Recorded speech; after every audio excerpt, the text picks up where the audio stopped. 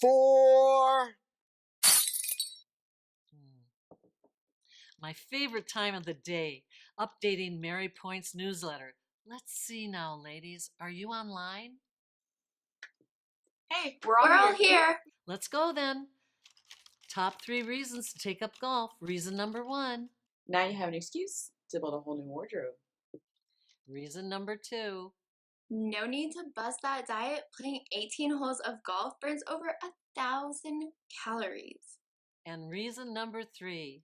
If you wondered why golfers drink so much, well, I know it. You're going to find out soon enough.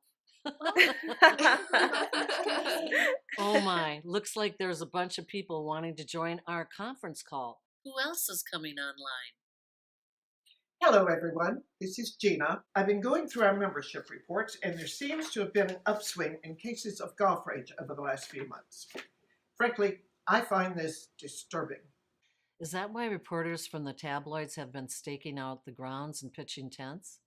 Oh, we can't have town gossip zooming in with their telescope lenses and pointing them at our club members. So for this discussion, I'm pulling in some of the guys from the Caddie Shack, a few of the clubhouse staff, and some of our board members. Someone say golf rage? Isn't that par for the course nowadays? What would golf be without your regular tee box trauma or assault with a 9-iron drama?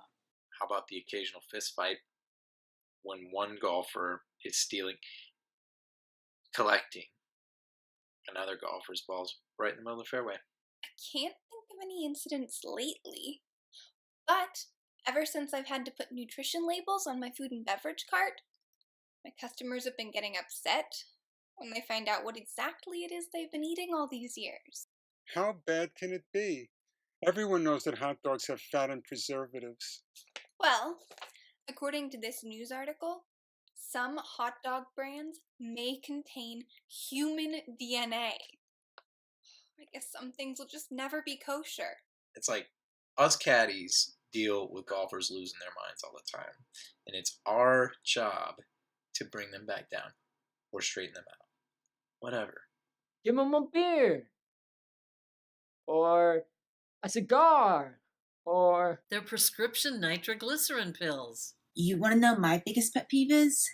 Golfers who ask me to cheat for them. Like, pretend that their golf ball, which earlier made a beeline for the trees or the shrubs, has magically reappeared somewhere near the green.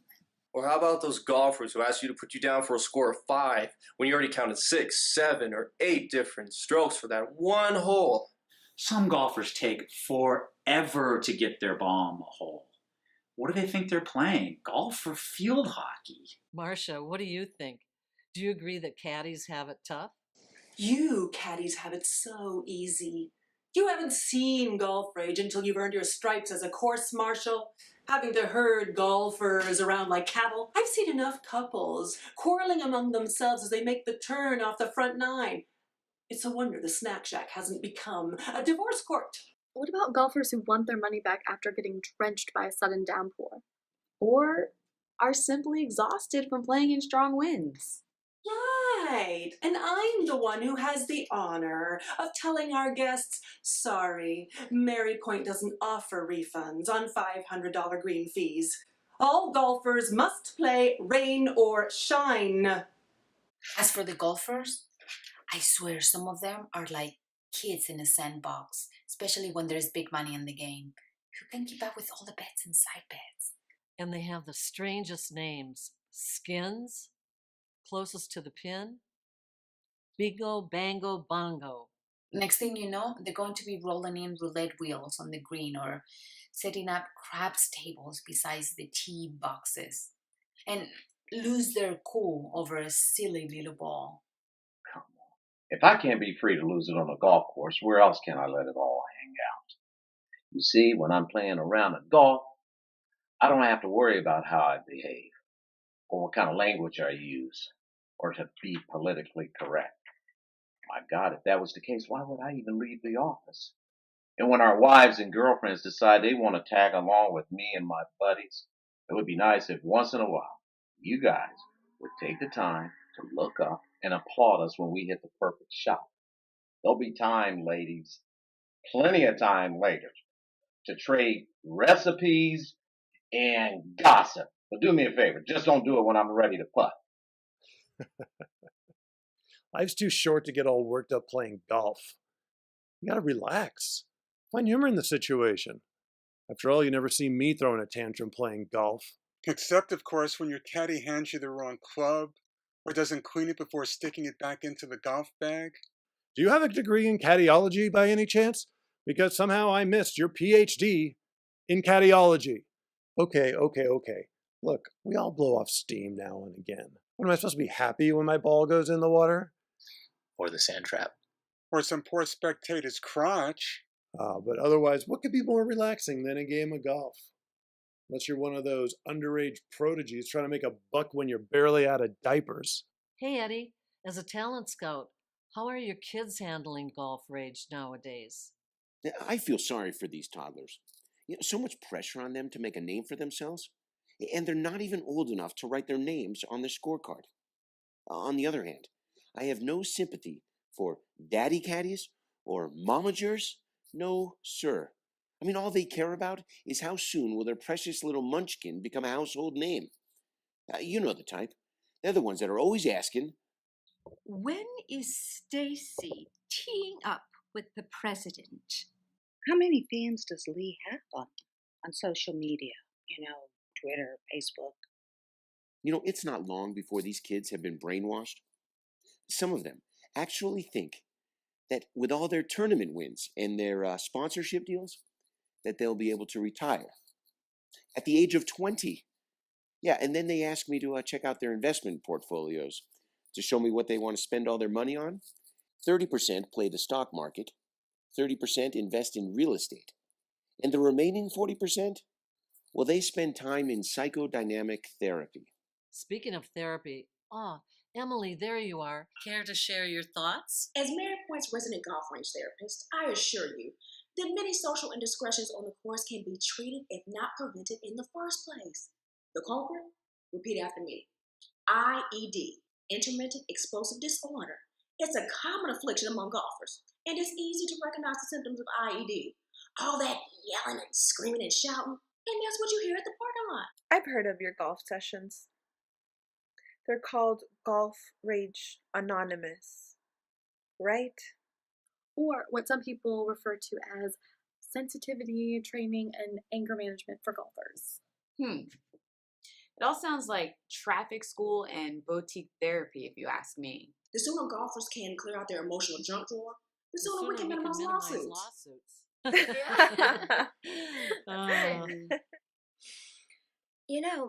It's interesting that this all is coming after we settle another case filed by one of Mary Point's distinguished members, Carrie Hamilton. Thanks to the skilled hands of sex reassignment surgeons, Carrie is now apparently a she. I heard that. And didn't Carrie recently win the right to get back into the men's-only cigar room at the clubhouse? Yes, even after the sex change operation. Hey, kudos to Carrie for fighting for her rights.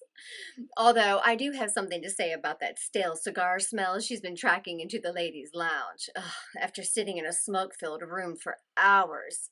God awful.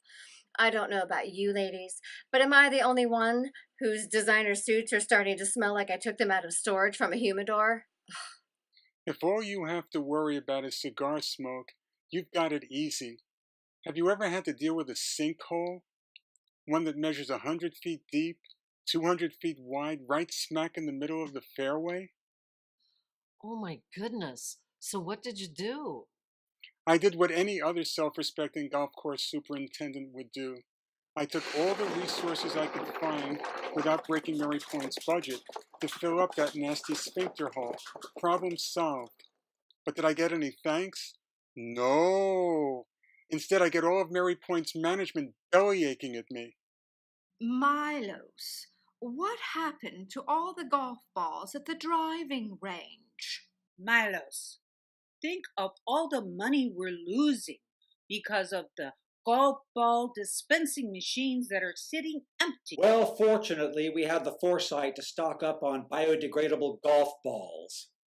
I mean, you can't say that Mary Point isn't doing its part to help conserve the environment. which seems to be a point that is lost to some of these nature lovers popping up like weeds all over the course. I mean, I've had enough of these gate crashers who sneak into the grounds with their latest model hybrids or electric cars, and whenever they get to drive close enough to some of the tee boxes... I know what you mean, Dean. I've seen the protesters honking their horns to throw off golfers in the middle of their backswing. I can't even remember if it's the National Coalition for Biological Diversity or groups campaigning for the Endangered Species Act. I mean, what is it this time? Burrowing owls? Huh? Red-legged frogs? The woolly mammoth? With all this talk about animals going extinct, doesn't it make you wonder if caddies will be next? It was bad enough when golfers started bringing their own pull carts, thinking they could save a buck by carrying their bags. Don't forget the smart Alex who brought in golf carts, and worse, equipped them with GPS. I'm glad I retired when I did. 12-hour days, sometimes longer. You lug 50 pounds of golf gear on your back, trudging uphill while fighting 40-mile-per-hour winds. And for what? That's right, some schmuck who takes out his miserable round of golf on you and ends up stiffing you anyway. I've seen some characters sitting along the bar or at their tables, griping about their game. Who cares if they have the personality of a pickle? As long as they continue to add to my college fund. Or as I like to call it, the Dead President's Club. Oh dear, it's getting late and I need to finish up the newsletter. Folks, I think it's time we wrap things up and sign off. Unless someone else has something to say. Oh, hold on a minute, Gail. Before everyone leaves, I'd like to introduce Mary Point's newest member, Her Holiness the Maharati. Well-renowned Zen Buddhist with over 500 million followers. Isn't the Maharati nominated for a Nobel Peace Prize? I think I saw her walk the Oscars red carpet a couple years ago. Your Holiness, would you have some words of inspiration for the group? Good day, everyone. As I continue my journey in this world and beyond, I hope to be reincarnated as a golf course. Reincarnated as a golf course? Is this chick serious? What the heck? Meanwhile, I've got a tea time coming up, and I'm still looking for people to join our foursome. Anyone interested? Please, please, anyone wanting to play with the Maharati must be approved by me. We cannot be too careful with this very valued new member. Nino, eyes on me. Look. Oh, yes. I would love to join your foursome. Will the president be there? You haven't gotten anybody yet? Oh my gosh! Yes, I'm right here. I'm free right now. I could be there in a heartbeat. Yes, please. So cool. I want everybody to make sure that they are keeping up the pace of the game. I've had enough of this. You know what I'm going to do? I'm going to do tennis now. Tennis sounds more fun. I'll bring the food. It's not as weird as you people. I'm out of here. Goodbye.